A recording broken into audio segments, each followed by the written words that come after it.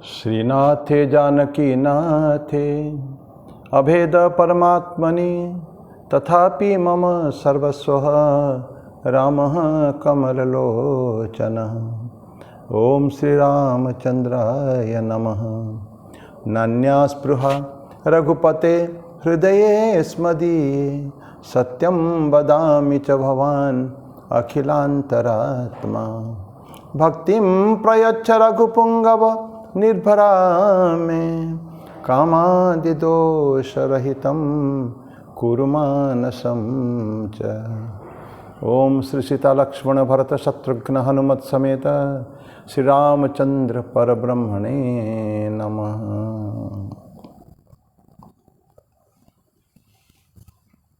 भगवान श्री राम जी को मेरा अनंत कोटि प्रणाम। माता सीता, भैया लक्ष्मण जी, हनुमान जी, सभी का मेरा प्रणाम है। आज आपको पता है 17 तारीख है, रामनवमी का बड़ा पावन उत्सव है। इसीलिए मैं सोचा कि आज थोड़ी सी बात राम जी के ऊपर करूं।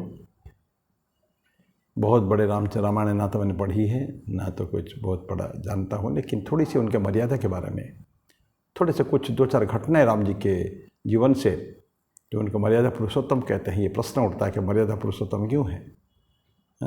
है जीवन में भरे ने त्याग, वैराग्य, मर्यादा, सारा जीवन उनका वही है। तो एक छोटी सी 2-4 उदाहरण से हम सत्य के महान थे उपासक। रघुकुल रीत सदा चली आई, प्राण जाई पर वचन न जाई। ये रघुकुल की रीत है। वो वचन कभी अलग नहीं होना चाहिए। नहीं तो जिस भगवान श्री राम जी को दशरथ जी ने डिक्लेयर कर दिया था कि कल सुबह होते ही प्रातः काल में उनका अभिषेक होगा, तो राजकुमार के लिए होना था। कहीं जीवन में उनका कोई नहीं स्पृहा, एज इट इज। कहते हैं ना, सुखे दुखे समय कृत्वा लाभालाभो। ये जो है सुख दुख, ना दुखे से अनुद्विग्न मना, ना सुखे से विगत स्पृहा। ये तो भगवद गीता की बातें हैं। कई स्पृहा नहीं की, मुझे अभिषेक व राजकुमार होने वाला हूँ मैं, कोई ये नहीं। तो एज जैसे थे वैसे ही है। और फिर बाद में कुछ घंटों के बाद माता कैकेयी उनको बोलती है 14 वर्ष वनवास जाना और भरत राजा होना। 2 वर उनको मांगना था कैकेयी जी को राजा दशरथ से। राजा दशरथ मूर्छित हो जाते हैं, संज्ञाहीन हो जाते हैं। Like a tree he falls on the ground. लेकिन भगवान श्री राम को कुछ नहीं होता। ना कोई ग्लानि है, ना कोई दुख है, ना कोई गुस्सा नाराजगी है माँ और कैकेयी के प्रति। माँ कैकेयी इतना प्यार करती थी, इतना प्यार करती थी उनको। बिना देखे माँ कैकेयी राम जी को कभी नहीं रह पाती थी। तो राम जी पे उतना ही आदर माँ कैकेयी के करते थे। वनवास को भेजने के बाद भी उन्होंने, तो कभी दुख नहीं, इस समय कोई ना मन में कष्ट भी नहीं, दुख भी नहीं, हंस हंस के जैसे राजकुमार बनने की जो बातें, जैसे जितना काम एंड क्वाइट होकर उन्होंने एक्सेप्ट ग्रहण किया था, उतनी ही शांतता से उन्होंने इसको भी ग्रहण कर दिया। अन्य को कष्ट हुआ, लेकिन भगवान श्री राम को कुछ नहीं। माता सीता भी उनके साथ चली, भैया लक्ष्मण भी चले उनके साथ, ले लिया। उनको पता था कि जाएंगे नहीं। तो ये भगवान श्री राम की कुछ केवल 2-3 घटनाएं की बात कर हम लोग करेंगे। बाद में देखते हैं वन में जाते हैं और भरत जी पूरा सारे सैन्य सामंत लेकर जाते हैं। तब तक राजा दशरथ जी की मृत्यु हो चुकी थी।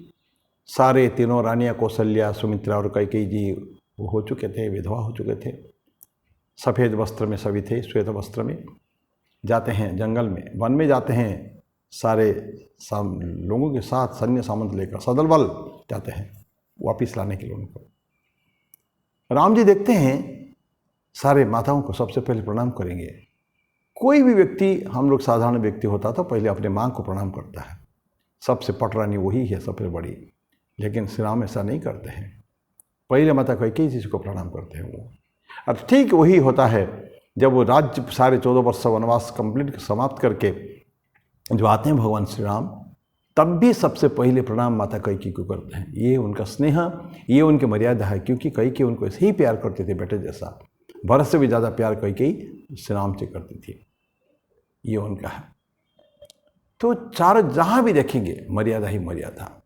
उस गंगा पार की बातें हम ध्यान रखें। 2 कौड़ी का जो है लेके जो नाव पार कराने वाला है, वो कितना कंडीशन रखता है कि तुम्हारे चरण धूलि तो माया है, और माया से अगर मेरी और नया अगर वो नारी हो जाए, कि गाना सुंदर है ना, कभी कभी भगवान को भी भक्तों से काम पड़े, जाना था गंगा पार प्रभु, उसके नाव चढ़े, केवट की नाव चढ़े। तो यहाँ तक ले आते हैं कि मैं आपका पैर धोऊंगा। और क्या सुंदर दृश्य आप कल्पना करिए उस समय में। मान लीजिए सब कुछ, लक्ष्मण नाराज होते हैं, क्या ही तमाशा करता है, लेकिन राम नहीं, एकदम नाराज के नहीं, ठीक बोलता तो सही है। और एक भक्त अगर सेवा करना चाहते, चरण सेवा करना चाहते तो तकलीफ क्या है। और वो जो घटना देखिए, हम कभी भागवत कथाकार सुनते हैं, रामायण कथाकारों से मन भर जाता है बिल्कुल। वो राम जी के पैर धो रहे हैं, राम जी के चरणों में उनके हाथ हैं, पानी डालते हैं और चरण धोते हैं, और कभी गिर न पड़े कभी, तो इसलिए भगवान को बोलते हैं प्रभु आप हमारा सर पकड़ लीजिए। तो भगवान का, राम जी का हाथ उस नावी का वो जो केवट है उनके सर पे आशीर्वाद, और इधर उनका चरण को वो पकड़ के रखा है। कितना सुंदर दृश्य है। और सब फिर राम चले जाते हैं। घटना तो बहुत सारे, इतनी सारे घटना राम जी के जीवन में है, पग पग हमको त्याग की पराकाष्ठा हमको दिखती है उनके जीवन में। फिर मित्रता करने कहा सुग्रीव के साथ।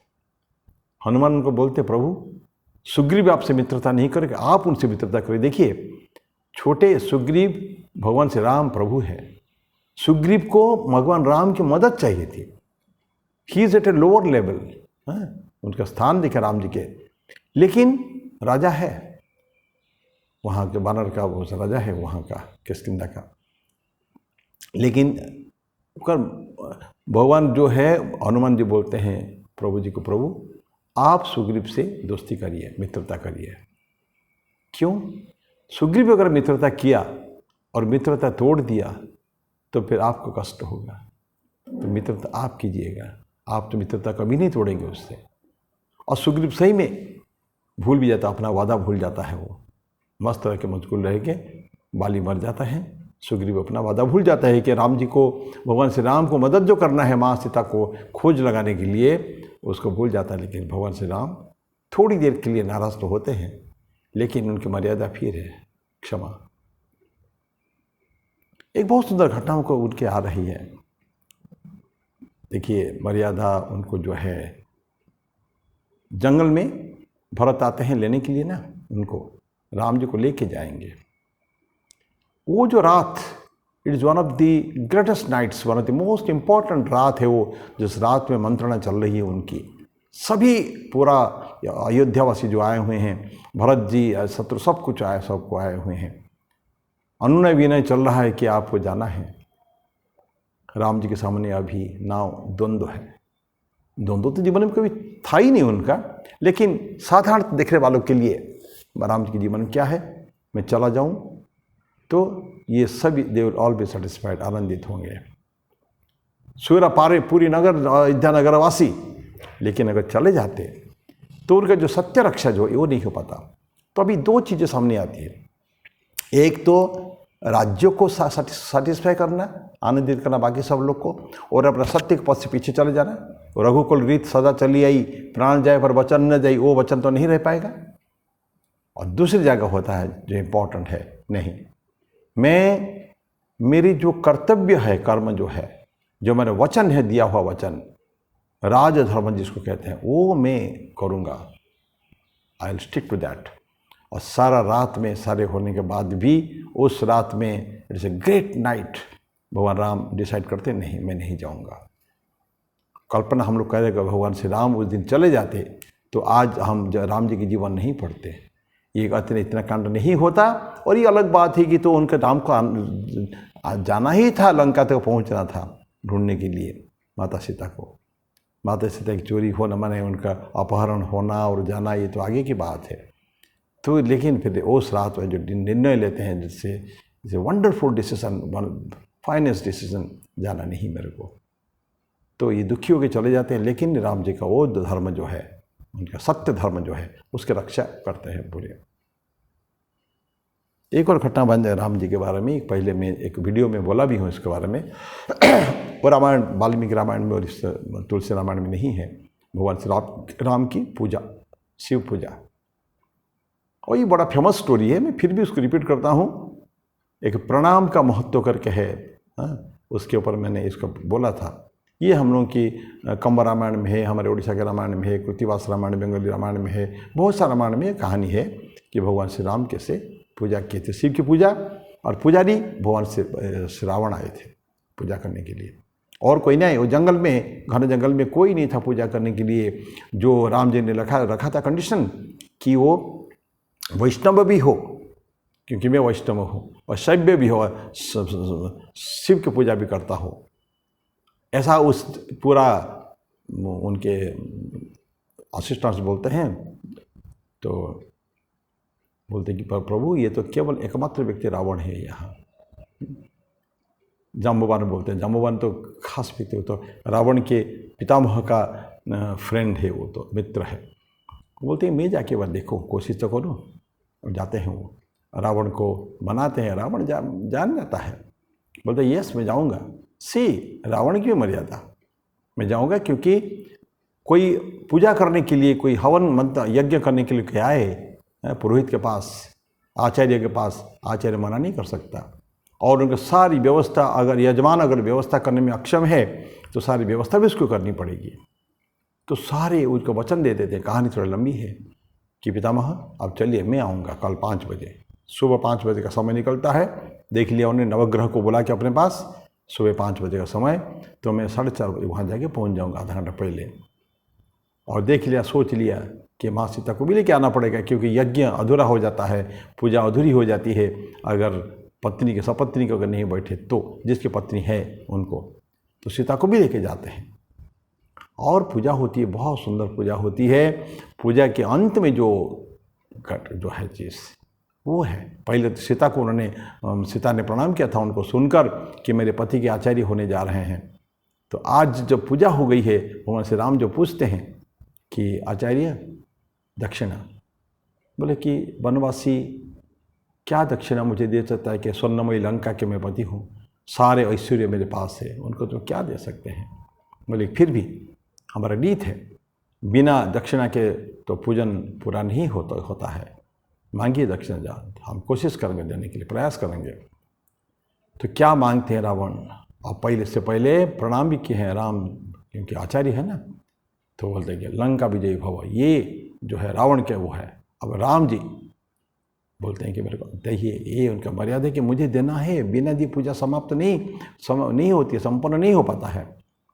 तो फिर मांगते हैं आचार्य कि जो आचार्य के मृत्यु जो शैया पर हमारे यजमान आके वहाँ उपस्थित होना चाहिए। राम जी उसको मान लेते हैं। और एक घटना को उल्लेख मैं करूँगा, घटना बहुत छोटी है लेकिन रावण की जो मर्यादा, उनके जो ह्यूमैनिटी के बारे में, मृत्यु हो चुकी थी, रावण की मृत्यु हो चुकी है।